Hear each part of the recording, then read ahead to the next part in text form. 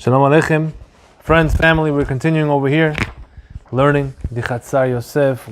We are in an very interesting chapter, one of the main chapters of the book, one of the fundamental chapters of the book that establish a lot of important fundamental Jewish ideas.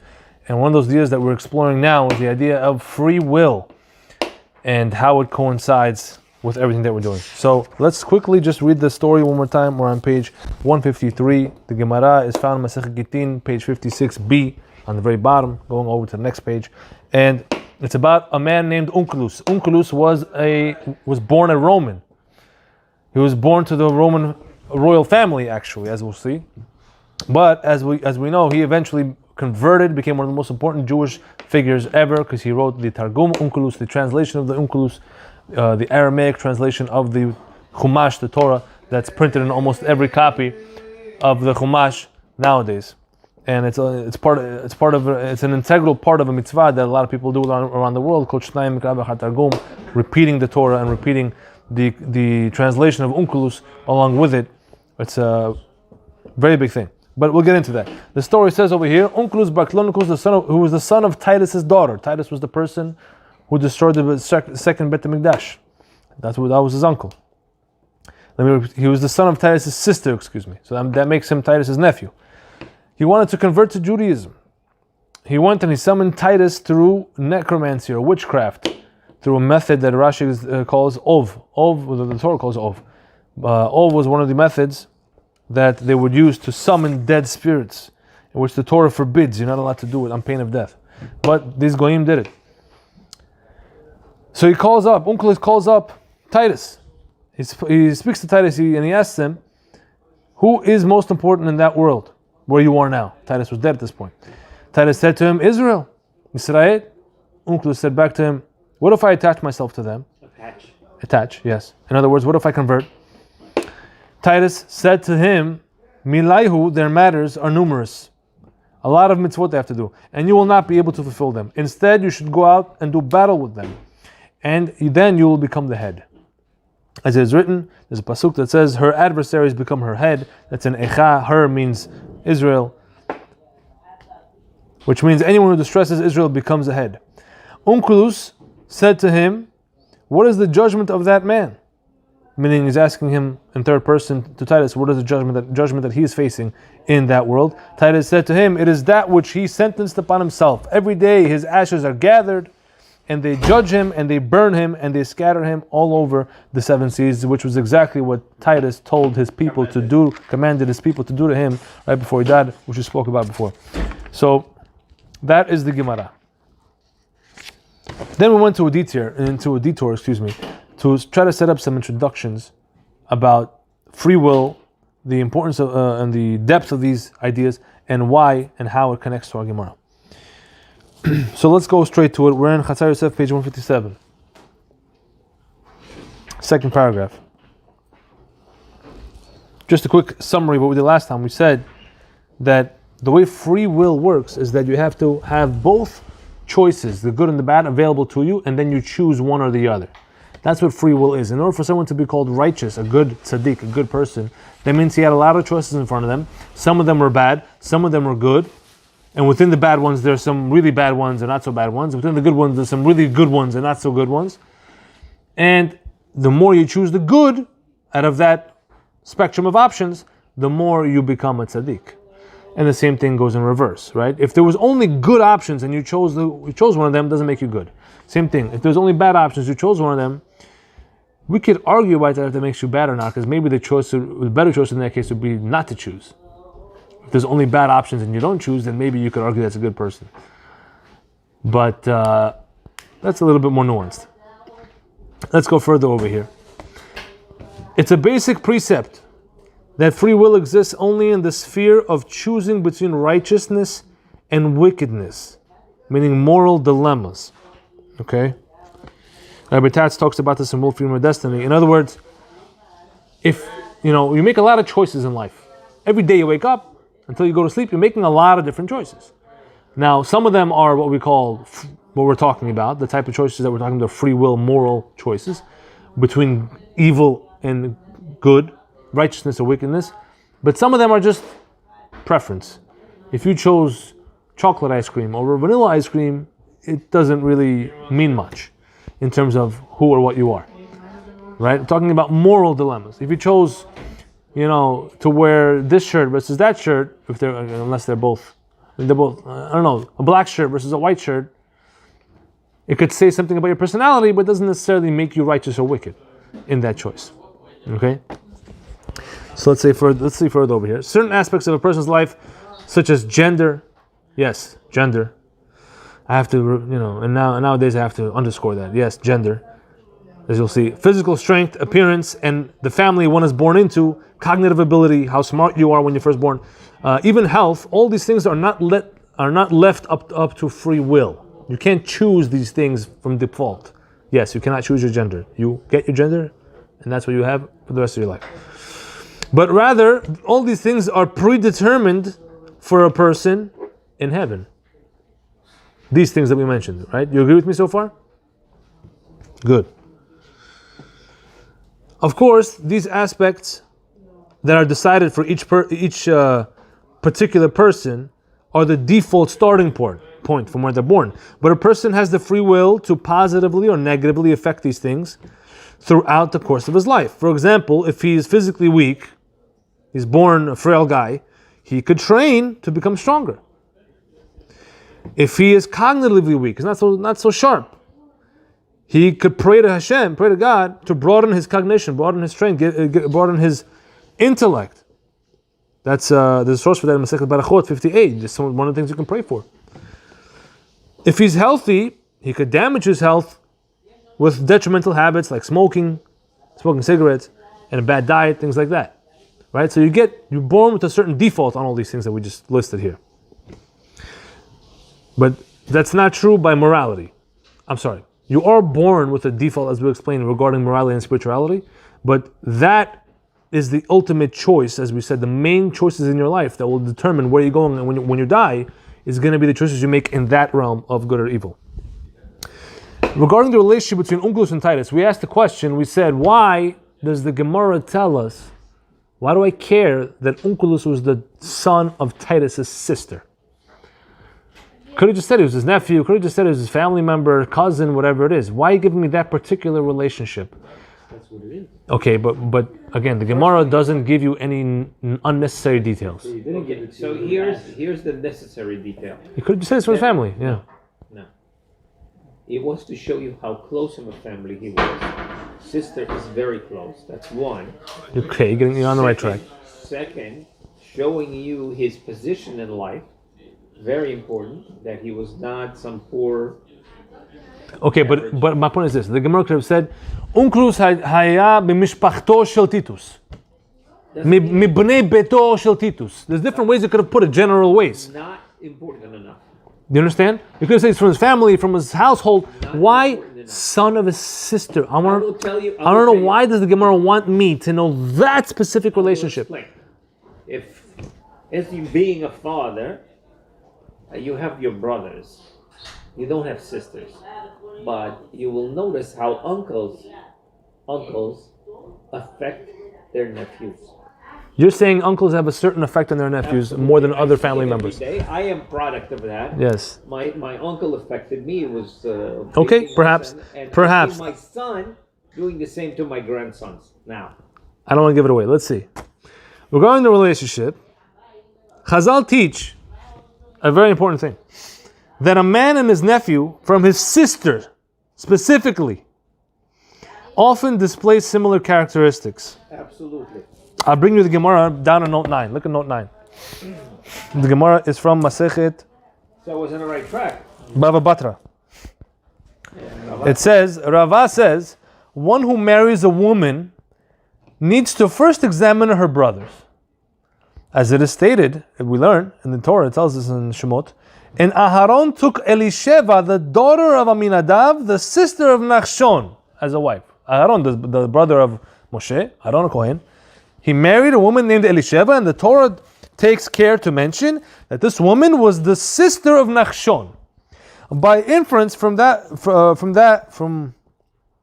which is stated, the daughter of Aminadav, Do I not know that she's a sister of Nachshon? I mean, I know the family of Aminadav. I know that he had a son Nachshon, he had a daughter Elisheva. All you had to tell me was that Aharon married Elisheva, the daughter of Aminadav, and I already know that Nachshon is her brother. So why does the Torah go ahead and reiterate the brother of Nachshon? I'm sorry, the sister of Nachshon. From here, one learns that one who marries a woman needs to examine her brothers. Why? Because it was taught further. Most sons resemble the mother's brothers. You're taking a picture of it. You want to send it to somebody. Yes. This is also one of the reasons that the Egyptians and Philistines desired Sarah. When Abraham Avinu took Sarah down to Egypt and took her down to Philistine area, what is now known as present Gaza, close to the Gaza Strip, just parenthetically speaking. I'm not going to understand this though. Hold on. When he took her there, they wanted Sarah. They desired her, right? Simply because she was beautiful. But more than that, it's because they were told that she was Abraham's sister. Remember, Abraham implored her, when we go down there, please tell them you're my sister, so they don't kill me if they find out I'm your husband. Because that was the MO over there. If they wanted a woman, they kill the husband and take the woman. So now that they know that she was his sister, they wanted their children to be like Abraham. That's another reason why they desired her so much. Abraham is greatly respected, and anyone would have loved to have children, a son like him. That's Gur Arias and Maharal over there for more explanations why he says this. So that's the idea. I know of at least, off the top of my head, 3 or 4 pairs of this particular relationship, son, uncle, through the mother, where they look alike, act alike. It's scary. And people say I'm one of them. I have an uncle who looks a lot who I look like and talk like and sound like.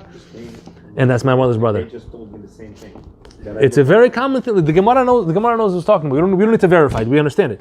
But the point is, this is a true fact. And so now we see that Titus and Onkelos have this same relationship. They are very similar to each other. And that's why he is mentioned that he's the nephew. Yes, because he inherited the characteristics of Titus. Yet okay. He chose. Oh, so now you okay? Let's close the book. You already understood. You closed the book. You got to read the words. Let's see what it says over here. Somebody took their time to write these words down, We'll let him expound on it a little bit more. Okay. So it says the following. Thus, it seems like Gemara underscored that Onkelos was the son of Titus' sister to communicate the insight that Onkelos was remarkably similar to Titus. In what way were they similar? In magnitude of potential. So when you say people are similar to each other, the key word that you're going to keep hearing in this chapter is potential. That's what this chapter is about. As we began to explain above, every person is born with certain characteristics and aspects of their lives decided for them before their birth, right? The way you look, your health, the family you're born into. We spoke about that. One crucial characteristic that is predetermined also is a person's sheer potential regarding the magnitude of righteousness and wickedness that he could achieve. Each person begins with an allotted certain amount, quantity, and quality of potential energy that he is capable of investing, but the choice of what you will invest in with that energy, whether matters of good or matters of evil, are left entirely to the person's free choice.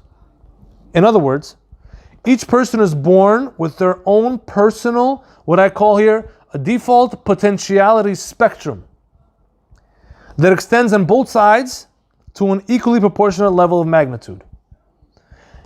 Every choice having to do with morality in general, every choice having to do with morality moves one along this conceptual spectrum, to the right for a more good moral choice, and to the left for an immoral choice, which means a person is always moving throughout this potential spectrum that you're born with, right? What I'm trying to say here basically is, in simpler terms, if I was to give it numbers, just for a crude example, a person is born with the potentiality spectrum number of 80, let's say.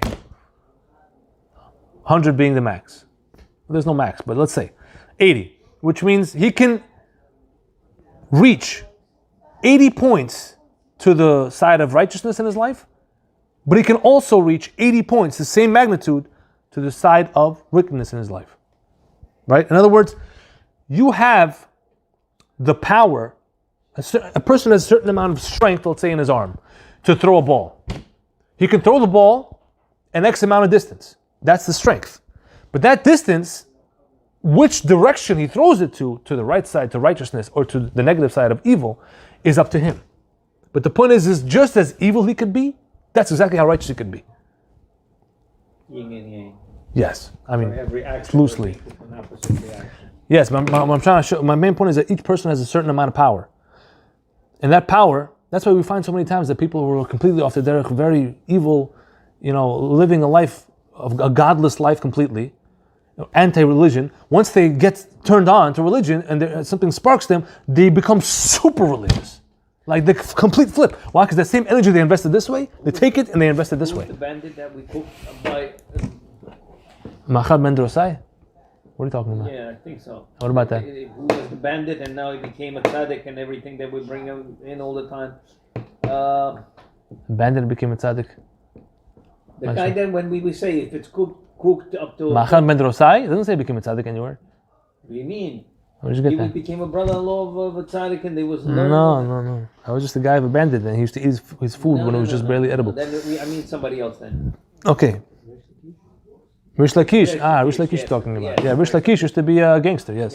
Yes. And it became the biggest Talmid Chacham. Yes. And whose brother-in-law is he? Rabbi Yochanan. Yeah. He married Rabbi Yochanan's sister. So, where one ends up on one's own spectrum at the end of one's life is contingent upon the sum of all the moral decisions that one made throughout the journey of life. Therefore, when meeting an extremely righteous person, know that he could have been equally as evil as he is righteous, and vice versa. Okay? That's the main point I'm trying to throw and set up in this section here. The potentiality spectrum. We're going to go into more details of how it works. Every good decision you make, you move closer to your maximum energy of level that you could reach towards. You make a good choice, you make a mitzvah, you go one step closer this way. You make a bad choice, you go one step back, closer to the left. We're talking about this. Are we applying it to just Jews or mankind? All people, because non-Jews as well, this applies to, because they also have mitzvot that they have to do. They also are judged to a certain level, not nearly as hard as us. They only have 7 mitzvot, we have 613, but they are expected to do God's will as well on their level. So yeah. Okay, next page. We find this in the dichotomy between David and Esav. Look what the Torah says about David and Esav. There's a midrash in Bereshit Rabbah 63:8 about this. Both are described in scripture with the same word. David, Hamelech, and Esav, the wicked brother of Yaakov. They're described with the word Admoni, which usually is translated as I don't know whether to pronounce it ruddy or rudi. Ruddy, right? Ruddy. The face is red and pockmarked. Means very red. And pockmarked. Right, pertaining to their deep red complexion. When Esav was born, it's written, and the first one emerged, Admoni, ruddy, red. He came out first, right? Yes. From his mother's womb. Which correlated to his eventual violent behavior. Esav was very violent, as we know, and bloodthirsty attitude. Not only in him, but also in his major descendants after him, the likes of Rome and Amalek. Both of them came from Esav, very bloody nations. When the prophet Shmuel came to find the son of Yishai, that Hashem had designated to succeed Shaul as king, right? So I just put the whole story in one sentence, but pretty much Shaul HaMelech was the king. He made a terrible mistake in not utterly destroying Amalek. And because of that, God spoke to the prophet Shmuel and he told him that Shaul is no longer fit to be king. Go to the family of Yishai. Yishai had 7 sons. And he said one of his sons is going to be the next king. God told Shmuel, one of his sons is going to be the next. So Shmuel goes to Yishai's house and he tries to figure out which one of the sons is it. His sons were warriors, his sons were smart. So he finally came across David, the youngest son.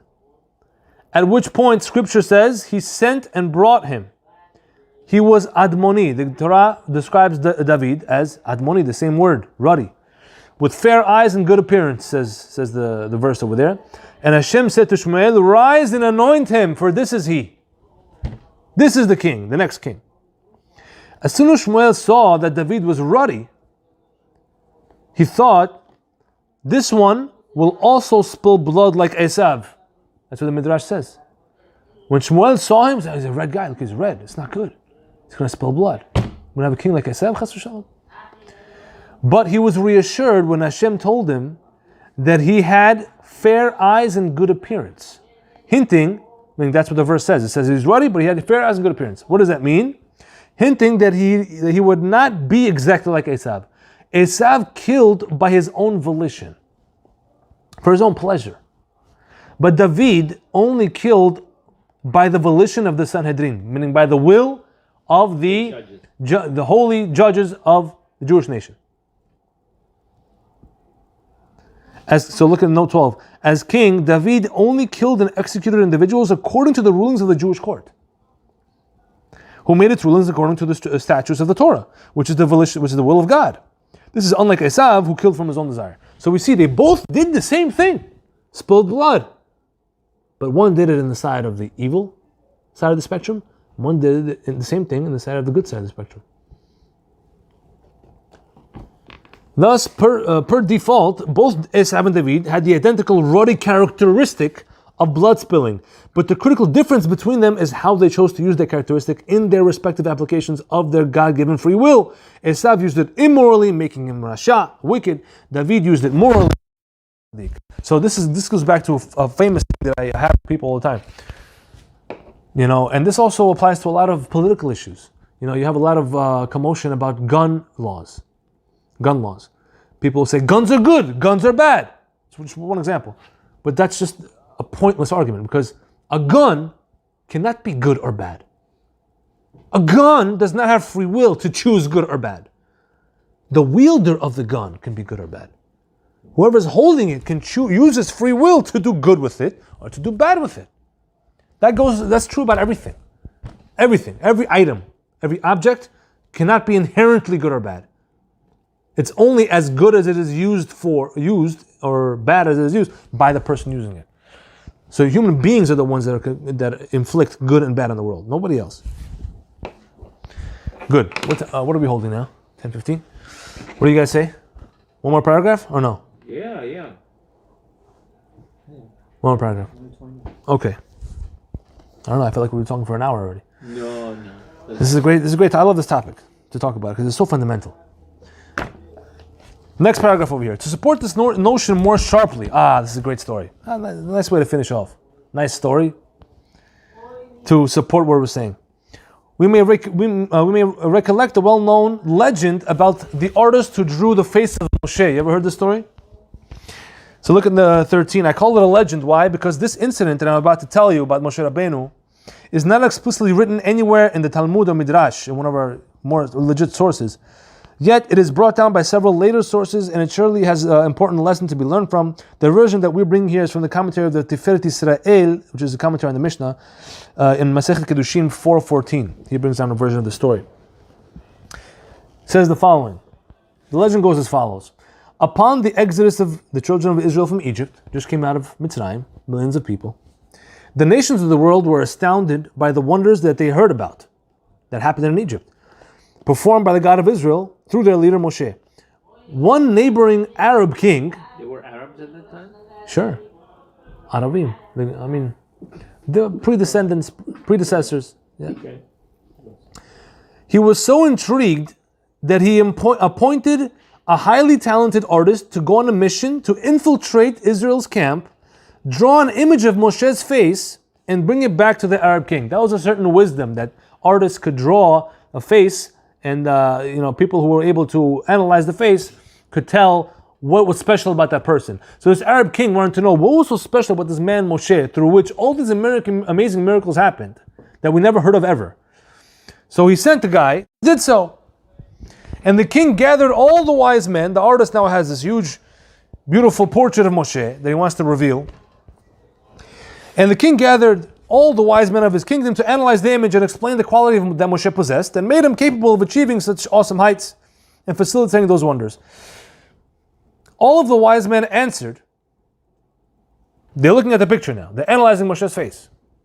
They answered that if they had to judge solely based on the artist's rendition of Moshe's face, they would say that this man was the worst and most evil of men,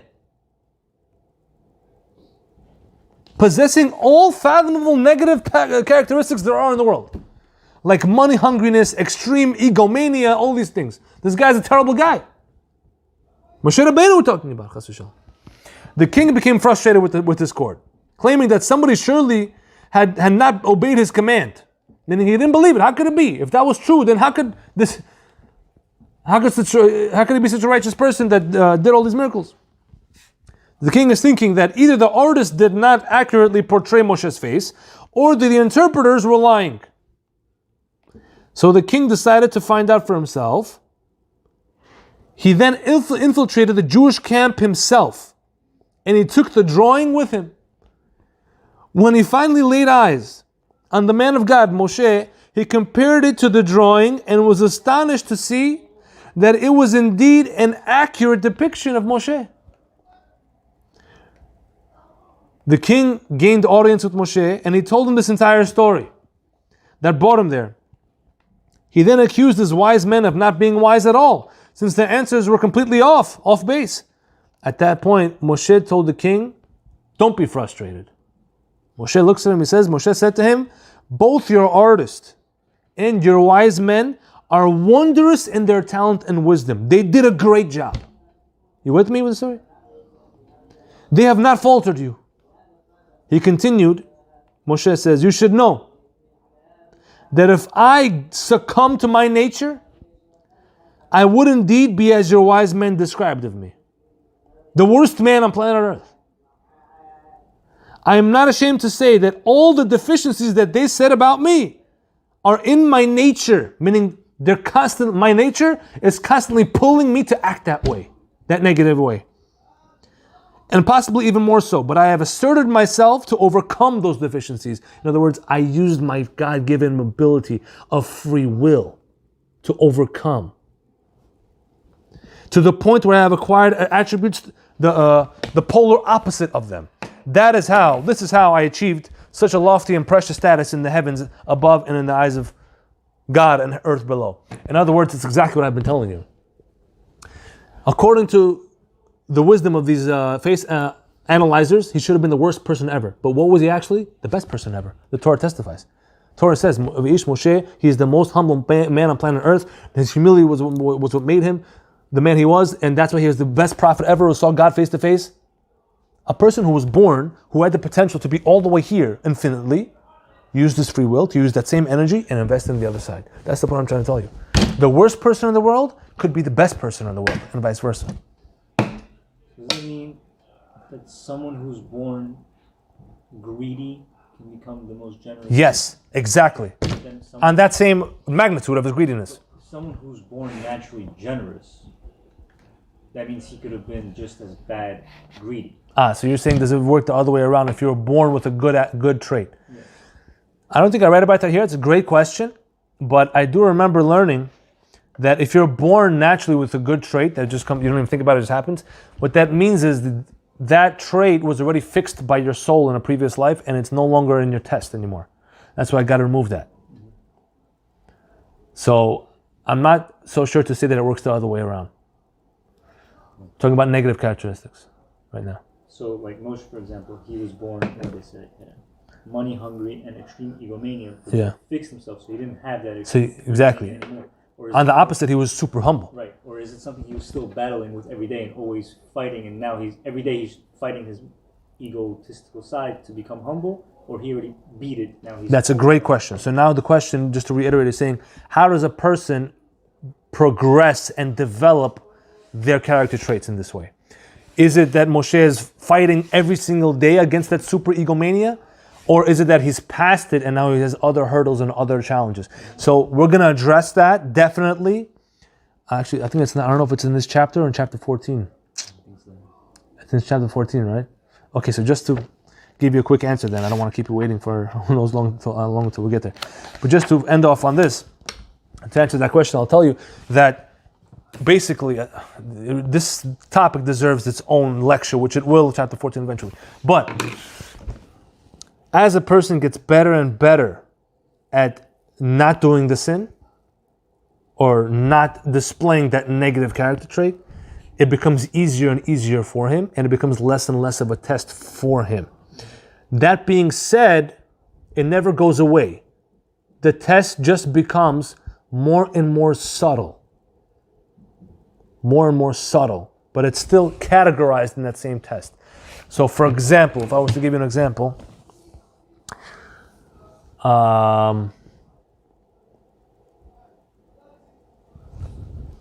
let's use the example of having kavanah when you pray, right? So when a person first learns to pray, let's say he went to yeshiva, he knows how to read Hebrew, but he doesn't understand a word. So in the very beginning of that test in his life, when he prays, his challenge is to try to stay focused and not think about other things. But then as he starts learning Hebrew and he learns more and more words, then that challenge becomes more and more narrowed down, because now he understands the words, but now he has to actually think about them, what he's saying, and dwell on them.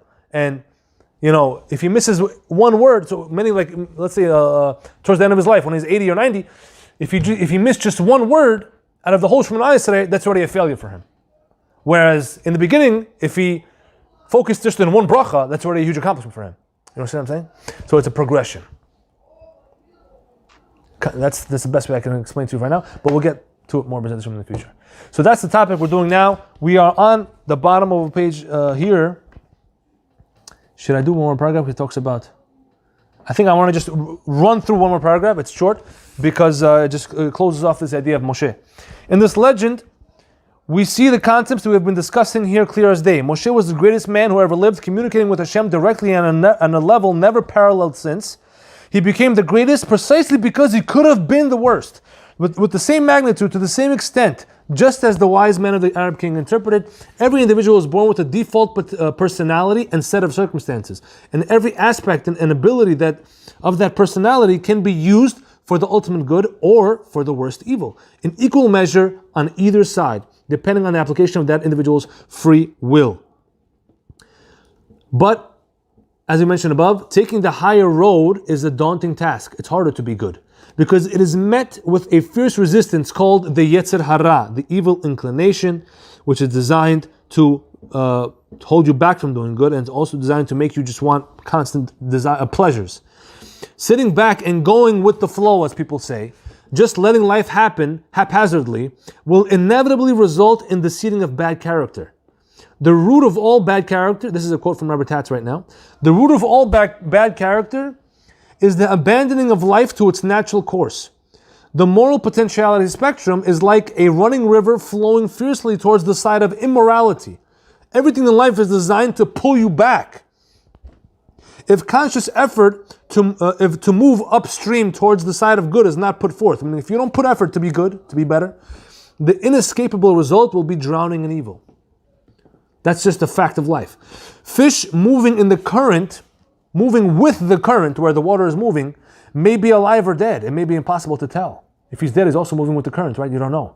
But the fish that's moving against the current are certainly alive. That's a quote from Rabbi Tatz as well. So that, again, there's a lot of notes here. I think we'll do them next time. But this is a great topic. I love it. I hope you're enjoying it too. Baruch Adonai le'olam. Amen ve'amen.